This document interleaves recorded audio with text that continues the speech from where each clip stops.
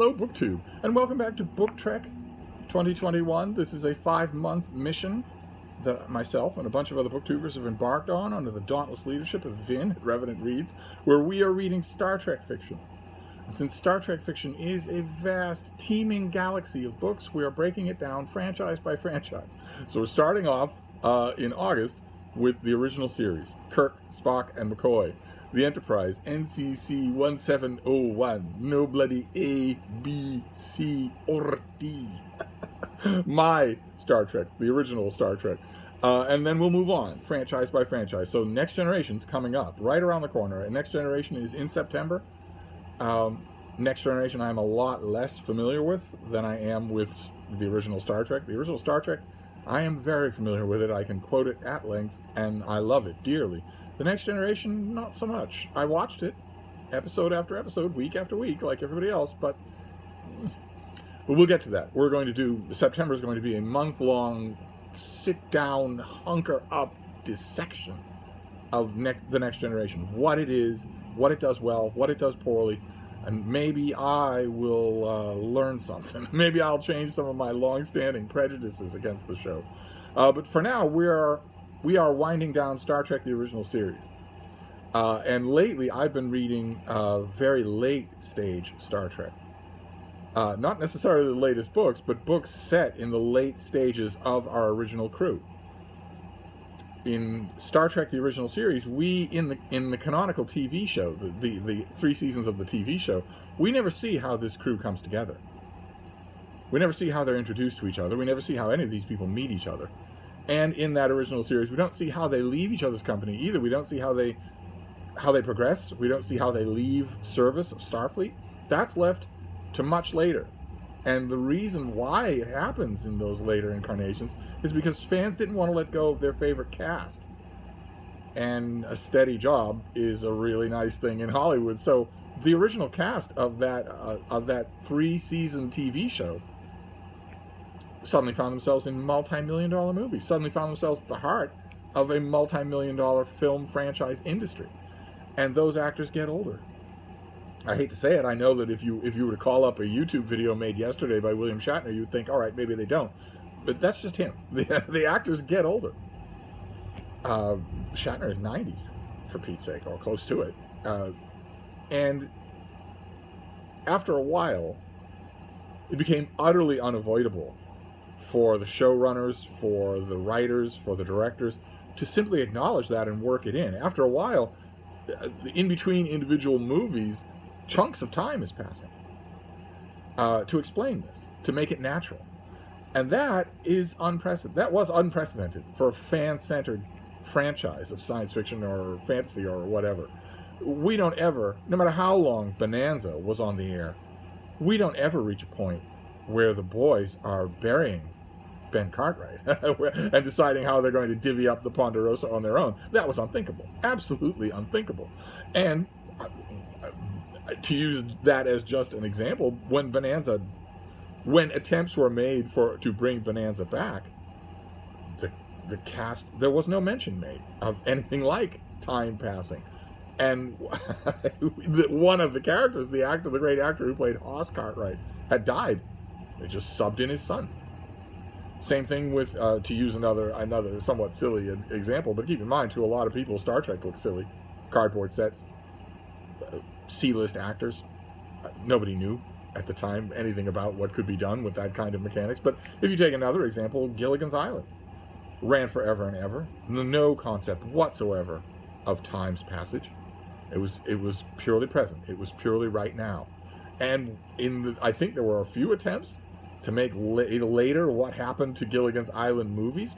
Again, there's the characters might get rescued and go back into civilian life only to get stranded again. But there's no idea, there's no real concept that they themselves are older. Whereas in Star Trek, the characters reflect on it themselves. It's utterly unavoidable. And reading those late-stage Star Trek books, whether it's an adaptation of a late Star Trek movie, or just a book set in and around that time period, involves a lot of baggage.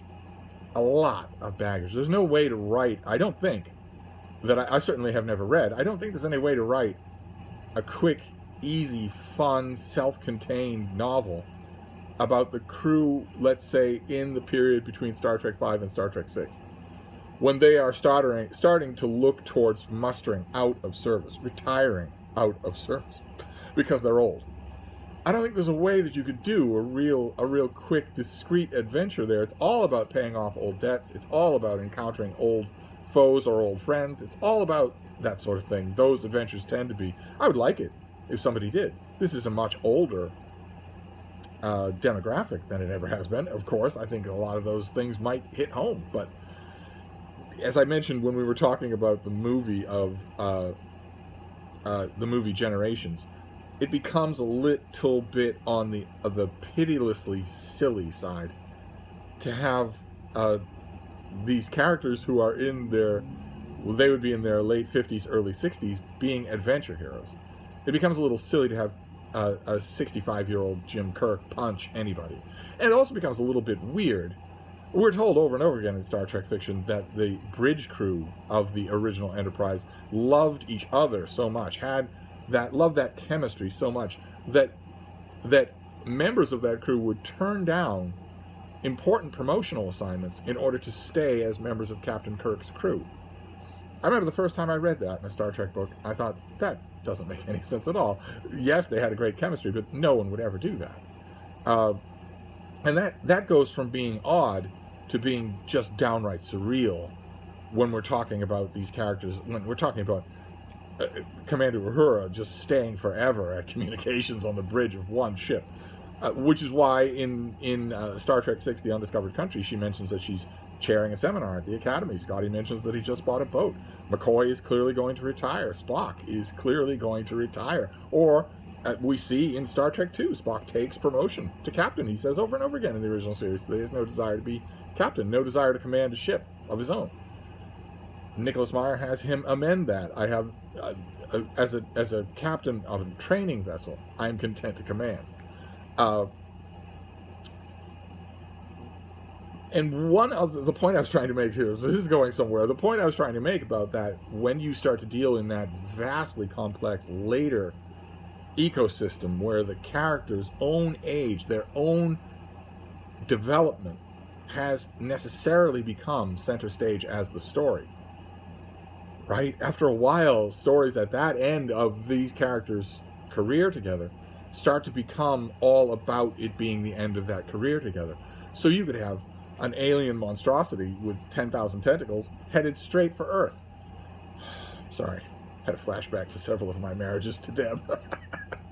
You could have an alien monstrosity headed to Earth. The Enterprise crew, let's say, is for the umpteenth time the only ship within range. If it takes place at that stage, somewhere around Star Trek VI, somewhere right before Star Trek VI, and our crew assembles and goes out to tackle the thing, any reader of a story like that they aren't going to be thinking about the monster at all. They're going to be thinking, okay, well, is this the last time McCoy's going to say this? Is this the last time Scotty's going to do this? So for our book today, I just thought I forgot, I went to a Star Trek novel that's a little earlier than that. So this is somewhere around The Wrath of Khan, which you can tell right away from the visual iconography on the cover. This is by Melissa Crandall, and it's called Shell Game. It's number 68 or 63 of the Star Trek pocketbook run, and you can see there the turtlenecks and the dried blood color of the tunics. That is Star Trek with its new redesign, the redesign that it got in Star Trek: The Wrath of Khan, and held for a long time. So we know that our characters aren't brand new anymore. They aren't completely young anymore. And maybe Melissa Crandall watched The Wrath of Khan once or twice, maybe more than that, before she wrote this book, because the Jim Kirk in this book bears, at least at the beginning, bears a lot of similarities to the Jim Kirk in The Wrath of Khan. At the beginning of The Wrath of Khan. At the beginning of The Wrath of Khan, Jim Kirk is not, again, he has changed. He's stiffer, he's older.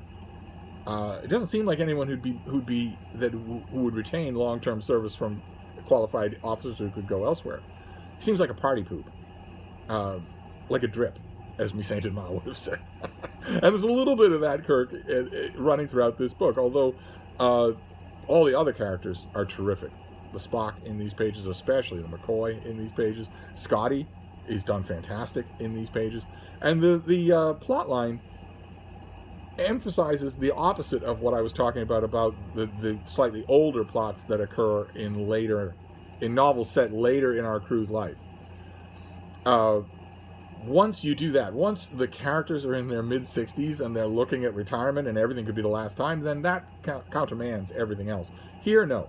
Here, they're not. No one's thinking of retiring. Here, they're in the full flush of their, of their quarter-life crisis. Here they are in their late 30s, early 40s. So they're maybe late 40s. So there's no talk about anything like that, and that frees this book to do something that those later books can't, which is to be a standalone adventure.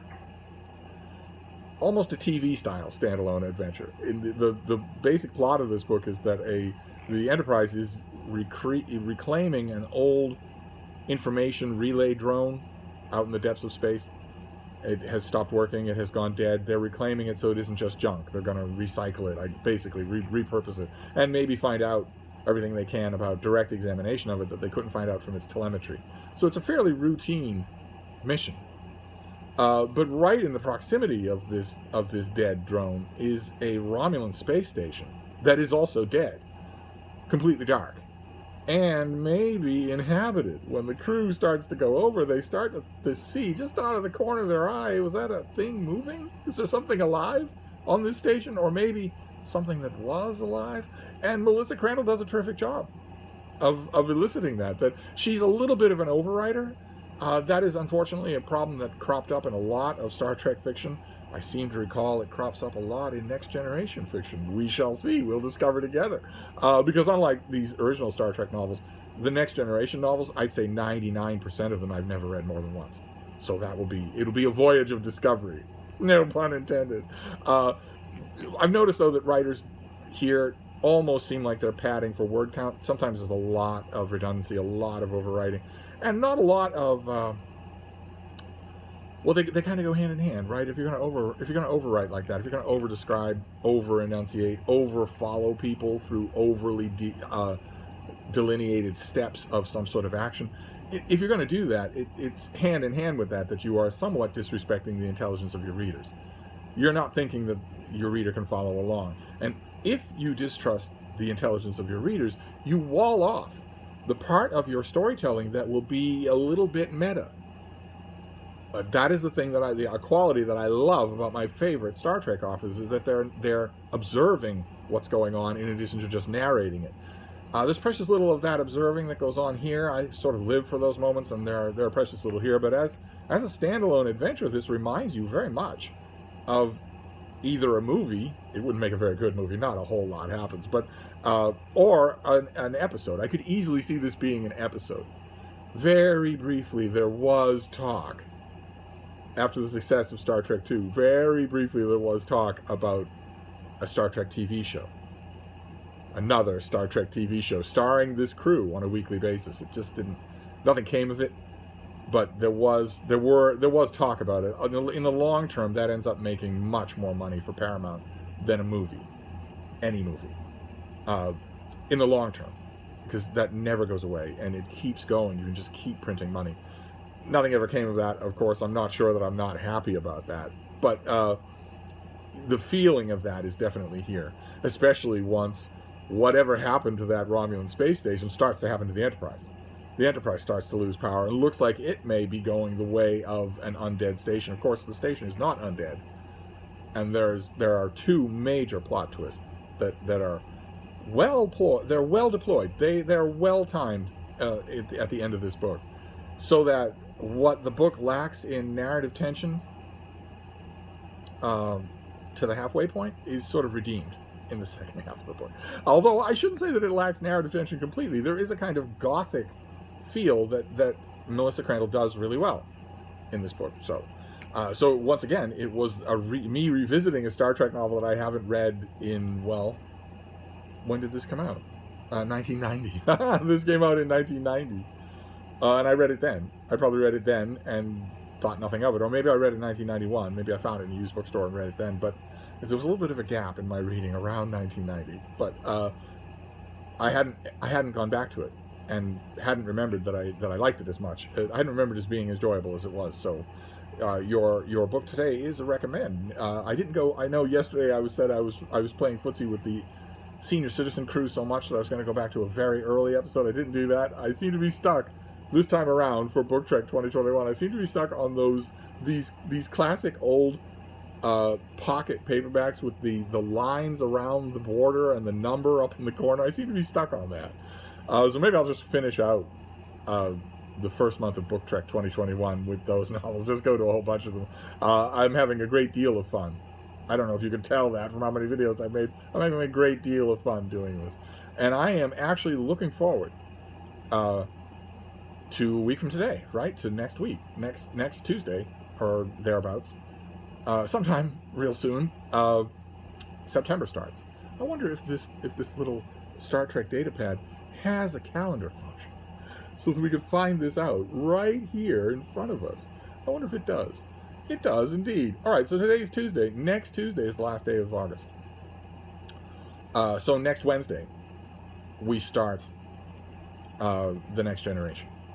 And that gives us a week. That gives myself and my fellow crew members a week to somehow come up with a live stream or a Zoom chat. That would be great to do. These people, they're so busy. They have so many different obligations. They have children and loved ones and families and hygiene and jobs and sports and school.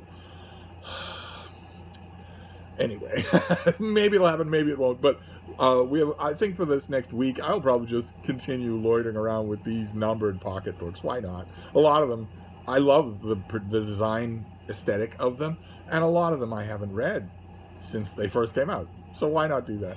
We'll find out. I'm really enjoying the experience of sort of Russian rouletting these things at night without any planning before I start the night's reading. So who knows? Tonight I could pick maybe a canonical old Star Trek from before they were numbered. Dare I go back to Trek to Mad World? Oh my God. See, the problem with those earlier Star Trek novels is that I've read them many, many times. And again, just like in this month, just like I'm trying to avoid authors that I already know I love, I'm trying to avoid books that I know really well. So I think my course may be charted. But today's book is a recommend. So I'm not going to list my co-host, just follow the hashtag. I will leave a hashtag for BookTrek 2021. Just follow that and you will get the whole row. All of us are being very conscientious about putting that hashtag in any content that we make about this. So that should be bringing you up everything. But anyway, that's your BookTrek for today. No reason at all for this video to be 45 minutes long, none whatsoever. So I'm going to wrap this up, but I'll be back. Thank you, BookTube.